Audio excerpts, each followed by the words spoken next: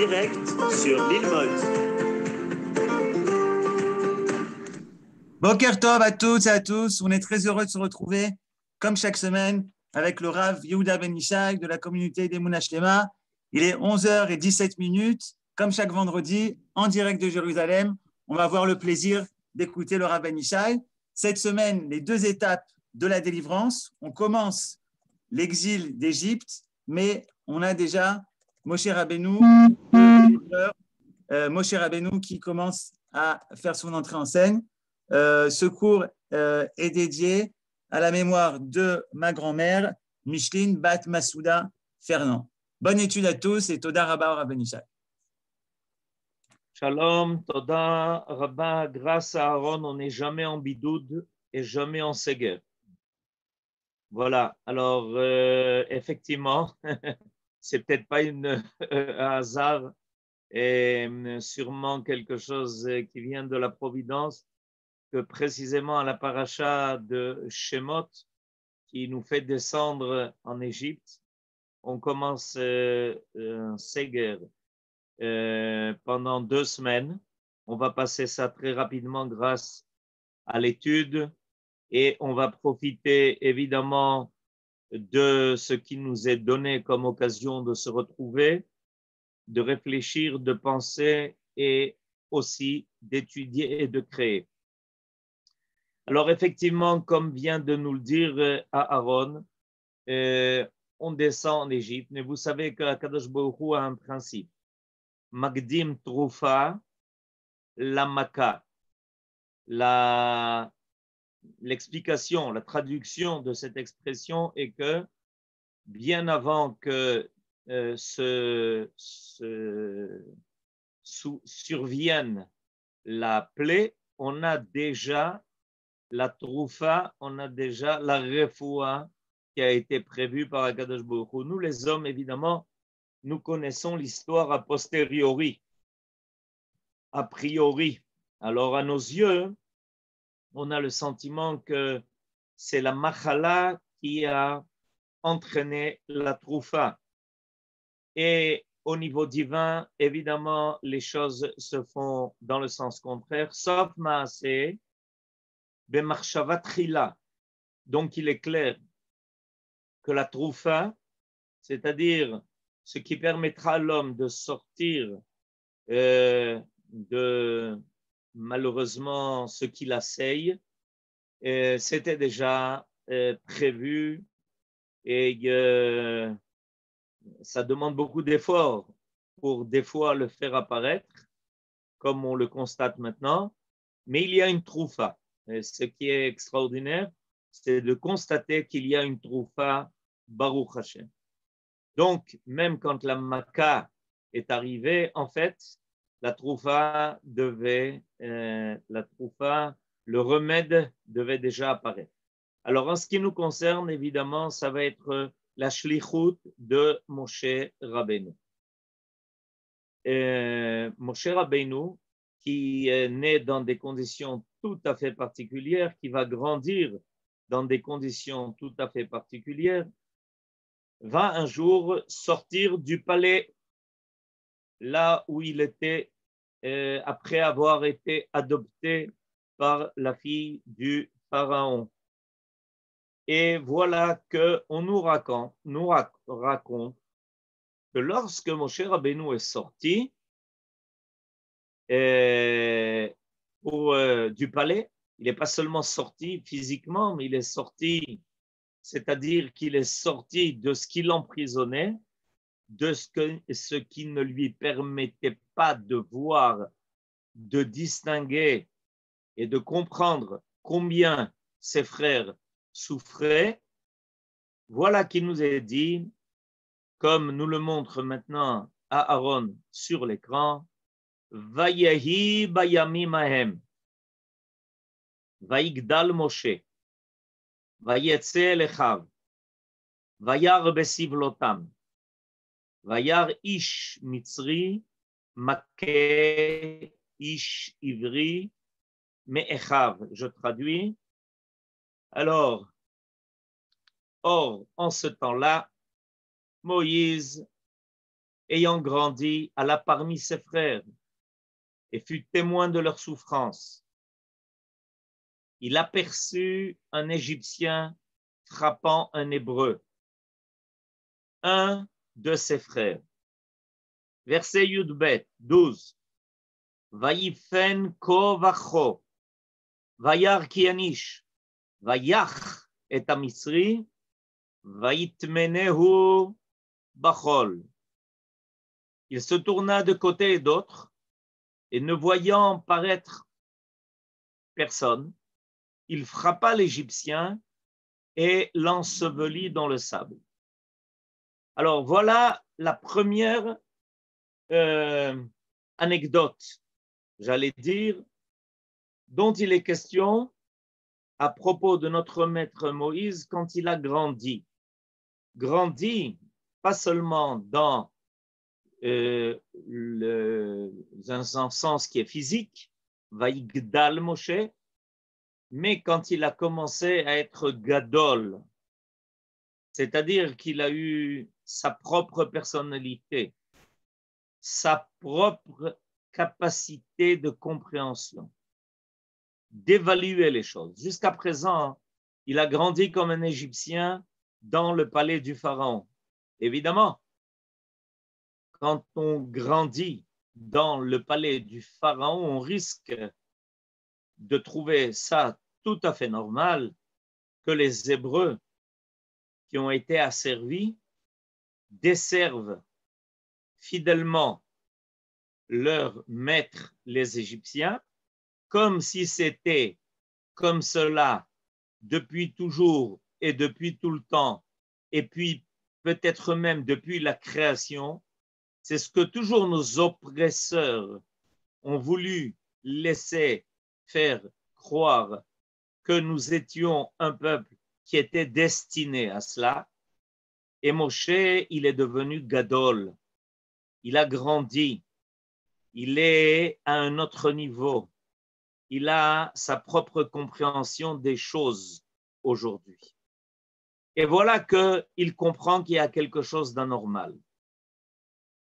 Pourquoi est-ce que les Égyptiens se permettent-ils d'oppresser Israël?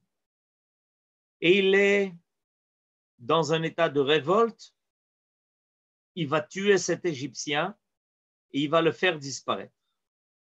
Alors voilà le premier rôle que notre maître Moïse va remplir, celui qui se porte comme défenseur du peuple hébreu. Mais ça continue. Ça ne s'arrête pas là. Et la Torah continue par le récit suivant. Alors, quel est le récit qui va suivre? Vayetse bayom hasheni. Vous avez maintenant sous les yeux la suite. Verset Yud Gimel. Vayetse bayom hasheni. Veine shne anashim ha'ivrim nitzim. Vayomer la rasha. Lama take re'echa. Voilà que Moshe Rabbeinu sort le deuxième jour. Vayetse bayom hasheni. Veine shne anashim ha'ivrim nitzim. Et voilà que deux Hébreux se disputent. Vayomer la rasha. Moshe Rabbeinu s'adresse à un d'eux et il le traite de rachat. C'est une expression qui est rare. Il y a une accusation ici qui est grave. Moshe Rabbeinu l'accuse donc d'être un rachat. Pourquoi? Lama take re'echa. Pourquoi est-ce que tu te permets de frapper ton prochain, de lever la main sur lui, puisque le mot take est ici marqué au futur.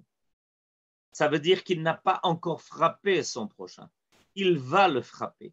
De là, nos sages en concluent que celui qui même lève la main sur son prochain peut être déjà classifié qualifié comme étant un rachat. Alors, je voudrais aujourd'hui vous amener un commentaire du Sfat Emet du Rabbi Migour à propos de ce que nous venons de lire. Ce commentaire est un commentaire extraordinaire et il part du principe suivant.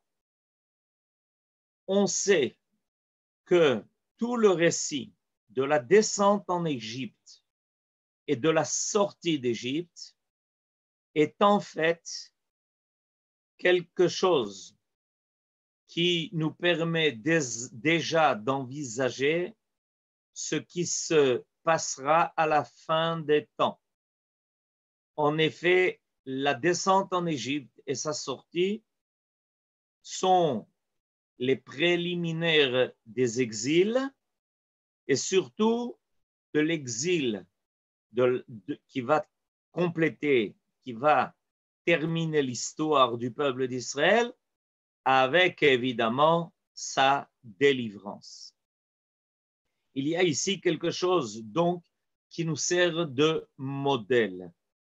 La descente en Égypte et la sortie d'Égypte constituent en réalité un modèle de ce que le peuple d'Israël va passer par la suite, ce qu'il va vivre durant tous les exils qui, en fait, prolongent l'exil de l'Égypte et la délivrance, la sortie d'Égypte, qui, en fait, nous prépare à la délivrance finale, celle qui sera où après, il n'y aura plus d'autre exil, où on aura enfin complètement effacé sur nous l'influence de l'exil.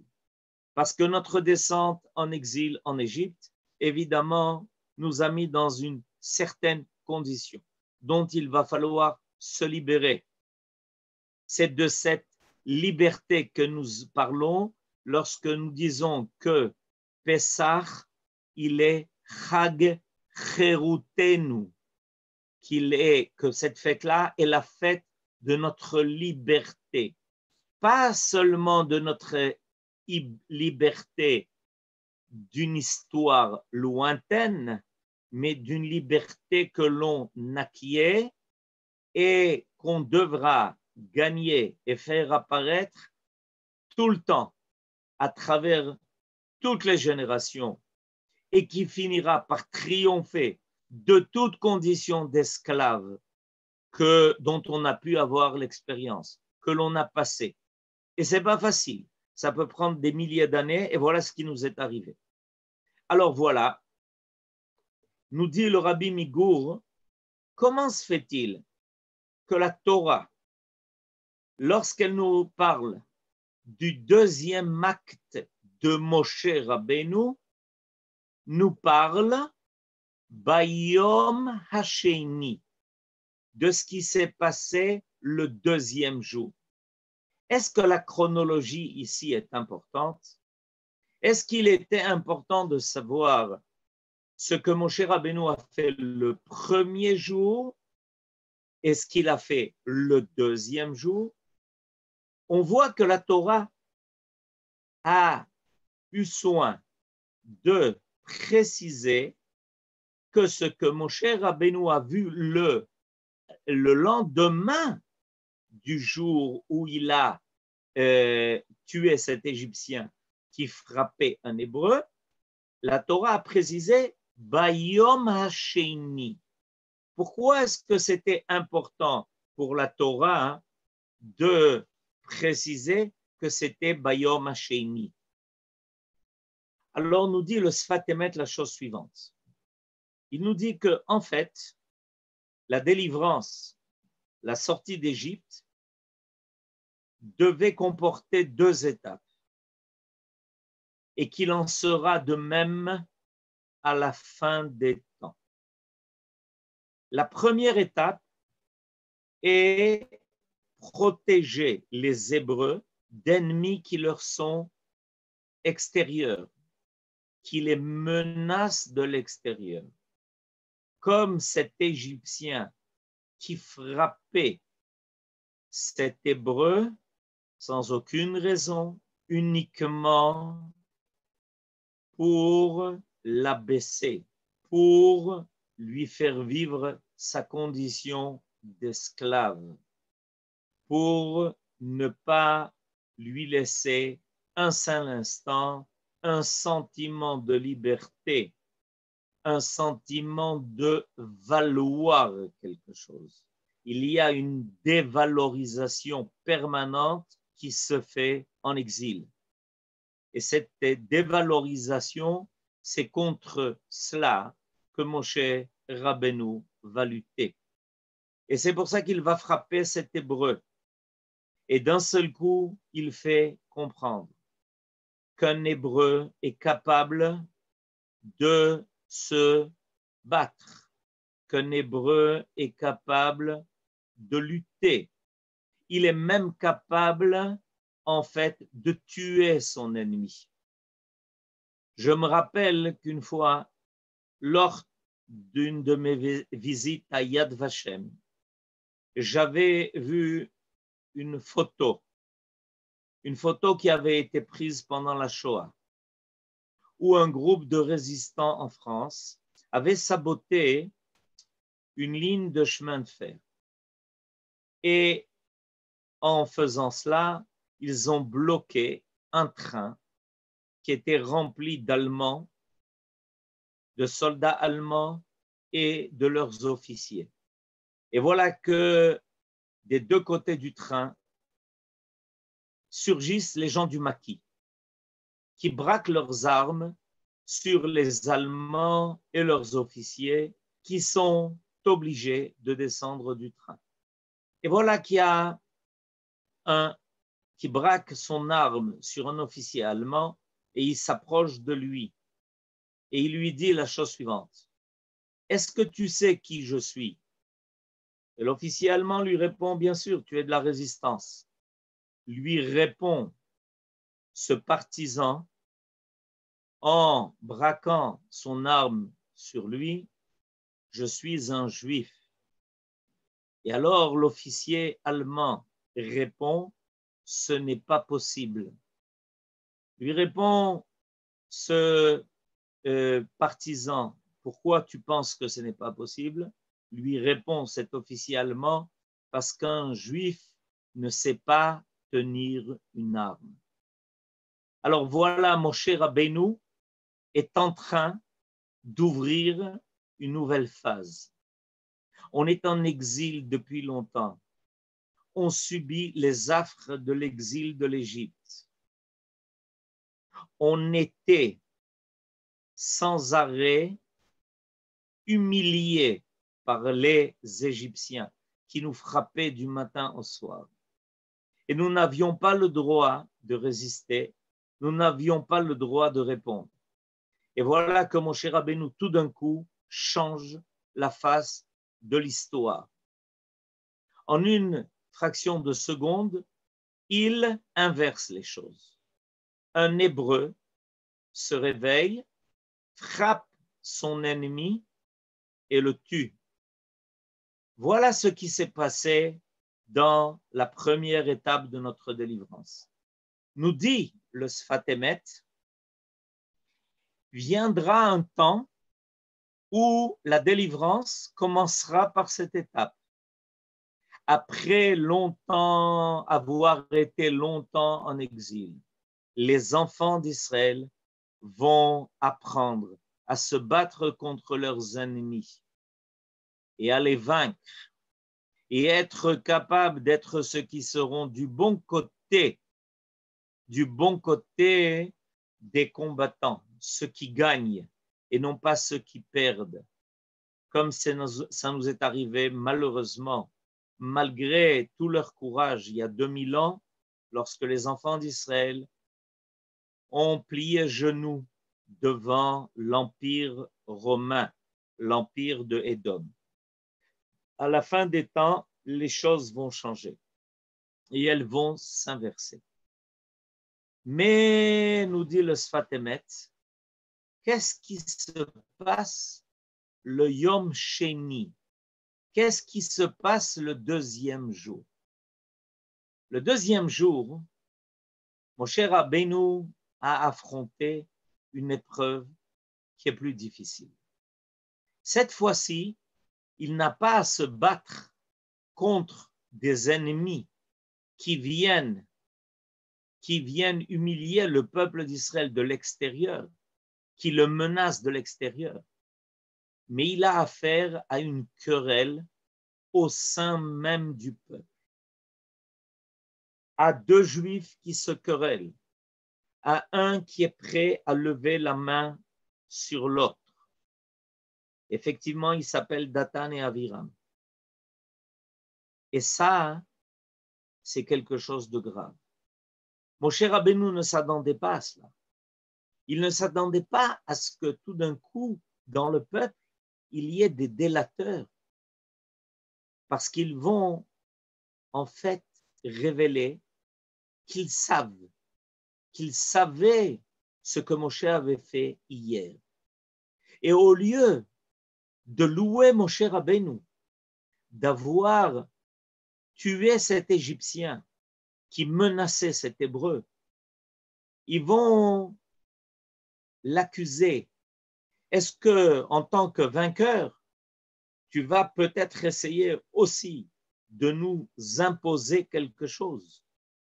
Toi, Moshe, est-ce que tu veux devenir notre juge? Est-ce que tu penses peut-être à nous diriger? Voilà comment il s'adresse à notre maître Moïse.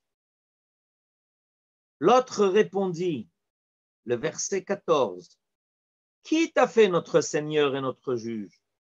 Voudrais-tu me tuer comme tu as tué l'Égyptien? » Imaginez-vous, au lieu de voir en Moïse, Moshe, celui qui a fait un acte de bravoure énorme, qui a manifesté un courage extraordinaire, qui, en Égypte même, dans cet asile terrible,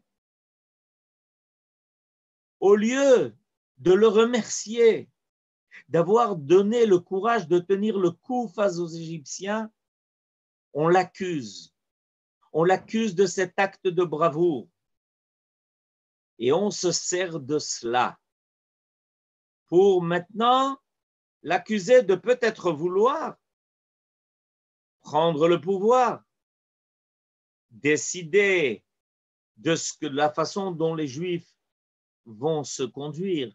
Parce que comment Dathan et Aviram ont-ils appris à lever la main sur l'autre? Ils ont appris parce qu'en exil, on a appris à recevoir des coups. Et lorsqu'on apprend à recevoir des coups, on finit par penser que c'est un acte naturel, que c'est normal de menacer son prochain, que c'est normal de lui porter préjudice, parce que c'est peut-être la cicatrice la plus grave et la pire avec laquelle on est sorti de l'exil. Qu'humilier l'autre, c'est quelque chose qui peut se faire, c'est quelque chose qui est naturel. Et on se permet de considérer son prochain, celui qui fait partie de ton peuple, comme étant quelqu'un d'étranger, non pas comme celui avec qui tu dois coopérer. Parce qu'en exil, on a appris qu'on a toujours un ennemi. Cet ennemi, effectivement, c'est celui qui nous menaçait de l'extérieur. Mais on pense que même une fois qu'on s'est retrouvé en tant que peuple, on continue d'avoir des ennemis. Et cette fois-ci, ce sont les gens de notre propre peuple. Voilà la deuxième épreuve que notre maître Moïse doit affronter le deuxième jour. Et d'ailleurs, ils vont aller raconter cela. Chose qui est extrêmement grave quand dans le peuple d'Israël, on a des gens qui vont révéler des secrets et qui vont les communiquer à nos ennemis. Quelque chose qui est extrêmement grave et interdit. Et Moshe Rabbeinu va être en danger. Il va être obligé à cause de ça de se sauver de l'Égypte.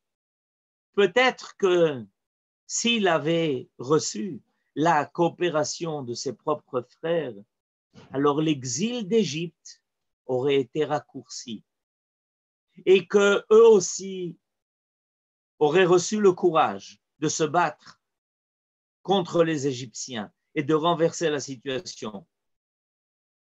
Mais Dathan et Aviram, malheureusement, ne laissent pas Moïse remplir à ce moment-là son rôle. Ça va être décalé de 40 ans plus tard. Nous dit le Sfat Emet, sachons apprendre ça pour notre avenir lointain. Cette affaire-là a gravement bouleversé notre maître Moïse. Ça lui a pris énormément de temps pour s'en remettre. Parce que à partir de là, notre maître Moïse va être poursuivi, harcelé, nous disent les sages dans le Midrash. Ils amènent un verset de l'Ecclésiaste, de Kohelet, dans le chapitre Zayn, le verset Zayn, c'est-à-dire chapitre 7, verset 7.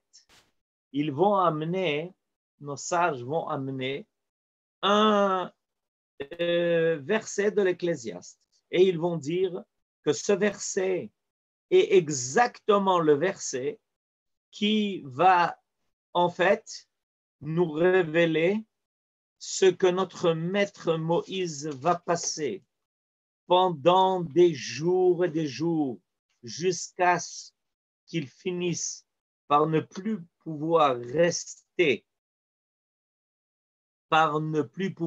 en Égypte. Je vous lis le verset de Kohelet. Certes,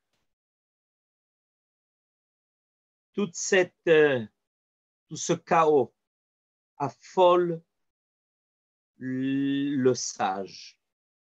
Voilà. Et regardez, vous avez maintenant devant vous le Midrash qui amène le verset de Kohelet. Amar Rabbi Yehuda bar Simon, ki ha'oshek yeholel chacham. Ze Moshe, oshek she'ashku oto Datan ve'aviram. Ki ha'oshek yeholel chacham ve'ye'abed eklev matana.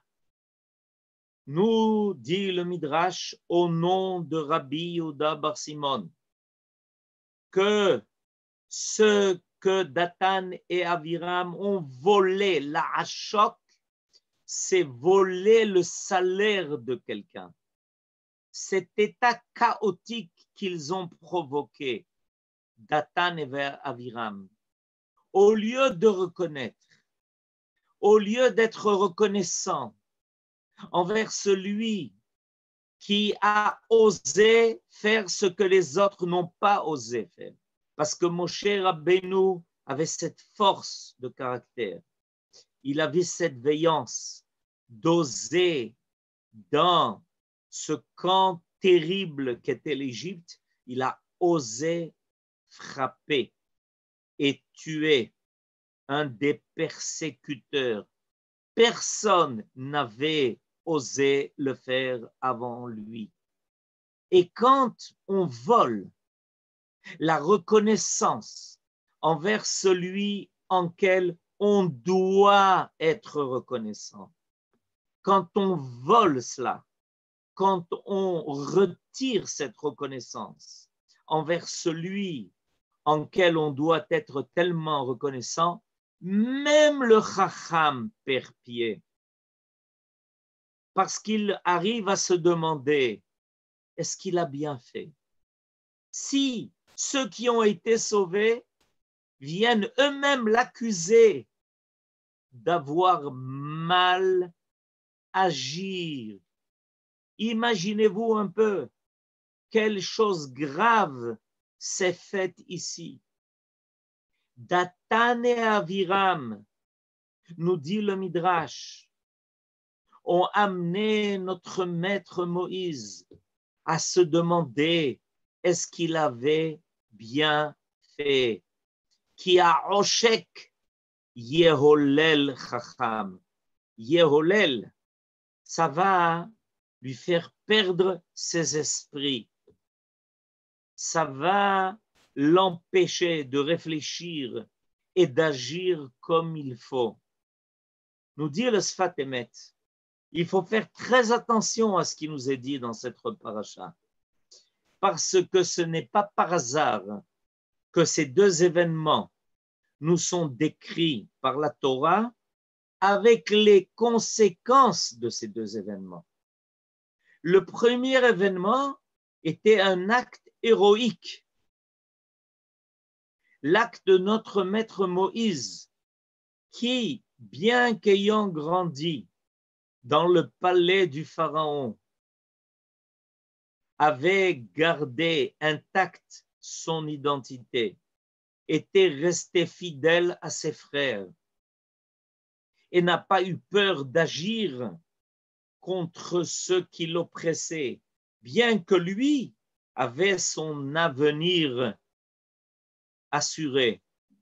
Il aurait pu continuer à vivre tranquillement dans le palais du Pharaon. Ça me rappelle l'histoire de Don Yitzhak Abarbanel, Rabbi Yitzhak Abarbanel, qui lorsque l'expulsion des Juifs d'Espagne a été décrétée malgré tous ses efforts, tous les efforts qu'il a faits pour l'annuler, comme un petit film très bien fait par l'organisation Shofar raconte l'histoire de Rabbi Yitzhak Abarbanel, quand finalement l'expulsion des Juifs d'Espagne s'est faite, a été décrétée, Rabbi Yitzhak Abarbanel, qui avait reçu la possibilité de rester en Espagne, auprès du roi, en toute tranquillité, a refusé et est sorti à la tête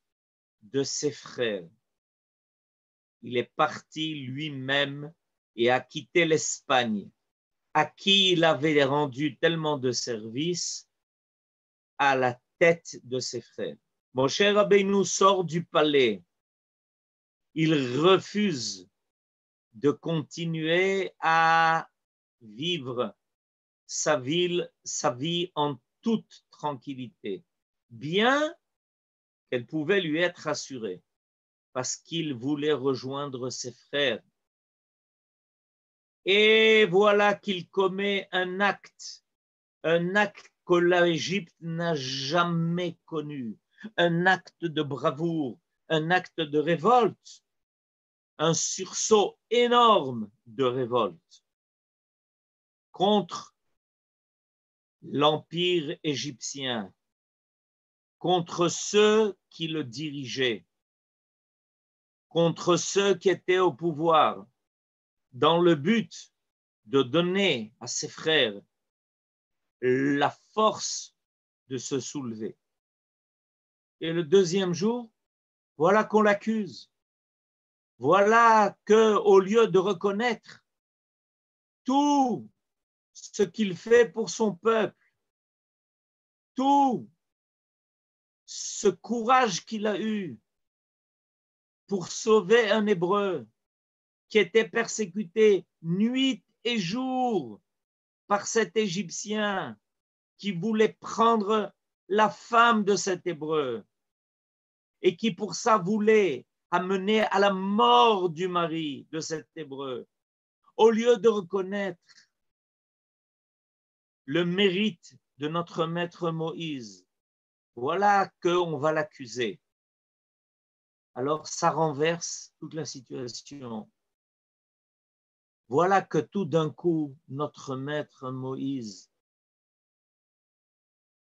comme il est dit dans le verset de Qohélet, va perdre son courage momentanément, son assurance. Il a eu peur. Et il a eu peur, comme il est dit dans le verset, et il s'est sauvé. Et malheureusement, les Juifs vont rester tout seuls en exil et ils vont devoir assumer l'exil jusqu'au bout, jusqu'à ce que notre maître Moïse y revienne, cette fois émissaire de la providence divine. Alors nous dit le Sfat Emet, n'oublions pas cette leçon. Nous savons que nous aurons 2 étapes à la fin des temps. La première étape sera de sortir de l'exil. La première étape sera d'être capable de tenir tête à nos ennemis, à ceux qui veulent, qui ont voulu et qui continuent de vouloir de nous attaquer de l'extérieur, de mettre en danger notre propre existence, notre propre liberté, à ceux qui ne nous veulent pas dans ce monde. Nous dit le Sfat Emet, on y arrivera. On arrivera à surmonter cela parce que Akadosh Baruch Hu nous donnera la force, la vaillance. Ki hu anoten lecha koach la'asot chayim. Mais on n'aura pas fini. Il nous restera encore une étape de plus à franchir. Et cette fois-ci, elle ne sera pas forcément plus facile. Il faudra qu'on arrive à surmonter ces querelles au sein de nous-mêmes, comme celle qui s'est déclarée entre Dathan et Aviram. Que ces querelles-là, où on s'accuse, au lieu de reconnaître tous les actes de bravoure et de courage, tous ceux qui agissent pour le bien de leur peuple, on va se mettre à les accuser eux-mêmes de ne pas agir en faveur de leur peuple. On devra bien se garder de cela, bien se garder de cette ingratitude, parce qu'on aura à surmonter dans cette 2e étape de la délivrance les querelles au sein de nous-mêmes.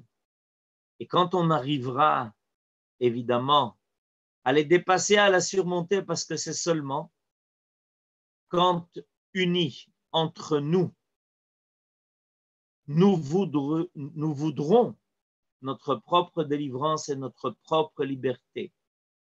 Faire aboutir le peuple d'Israël jusqu'au bout de son rôle, sans y renoncer à rien.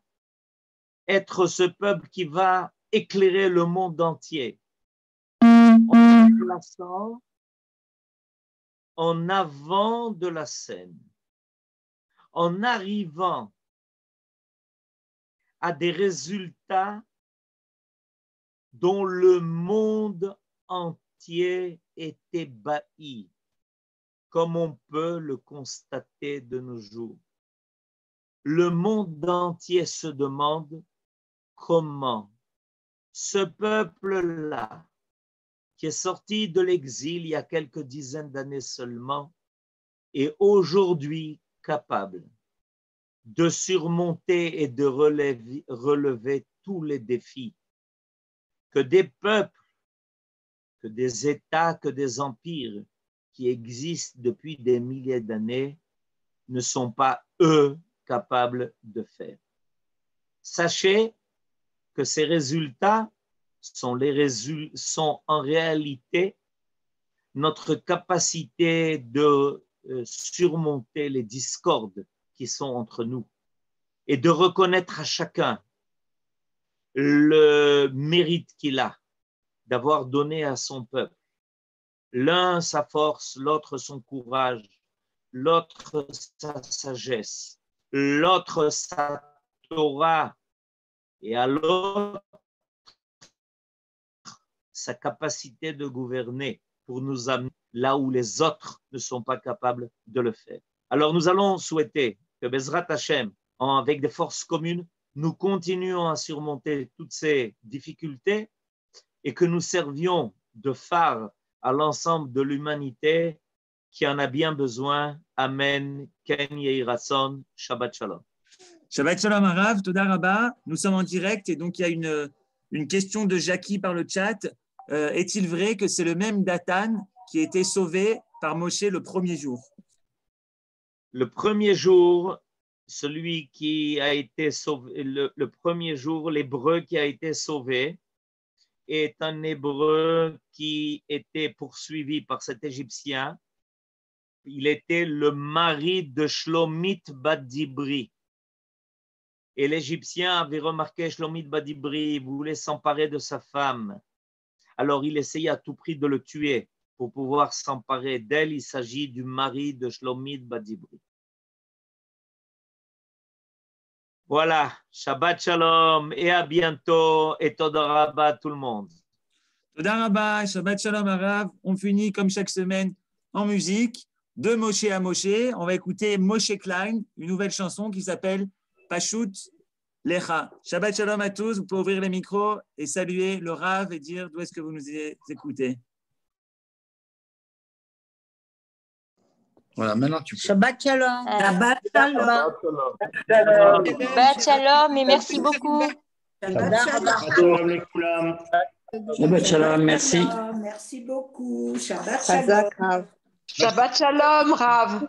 C'était formidable. Shabbat Shalom. Shabbat Shalom. Shabbat Shalom et merci.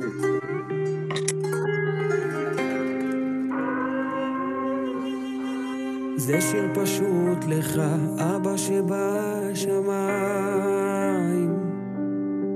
שתשמע תפילתי עכשיו, שמע קולי לך קורא, כשהלב כבר צמא ונפשי נשפכה כמו מים, כשהלילה יחלוף ואור השחר יעלה, אתה לי אור, תחזק אותי, תקרב אותי כבר אליך, שלח מזור, ותקווה בלב תמיד תהיה, זה הסוד, אם לא אסתיר פניי, אתה לא תסתיר את פניך, גם בלילה קר, מתחת כל החושך, אור יפה,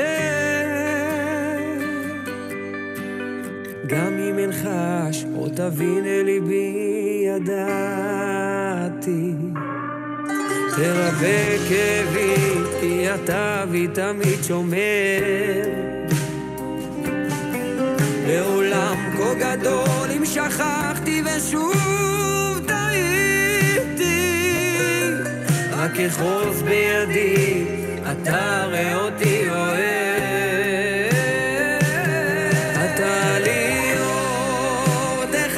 אותי, תקרב אותי כבר אליך, שלח מזור, ותקווה בלב תמיד תהיה, זה הסוד, אם לא אסתיר פניי, אתה לא תסתיר את פניך, גם בלילה קר, מתחת כל החושך או יפה,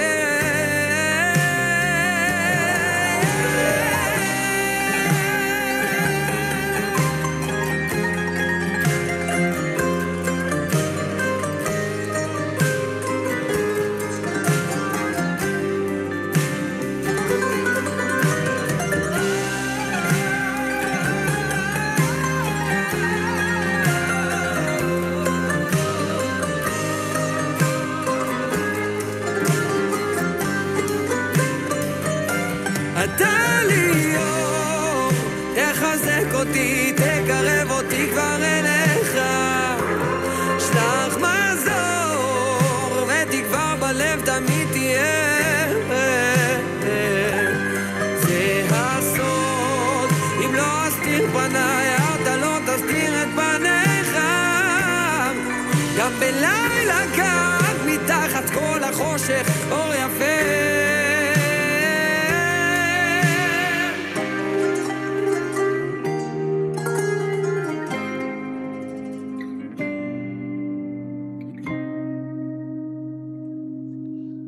Shabbat Shalom à tous. À la semaine prochaine. Besorot Tovot. Kol Tov. Shabbat Shalom. Amen.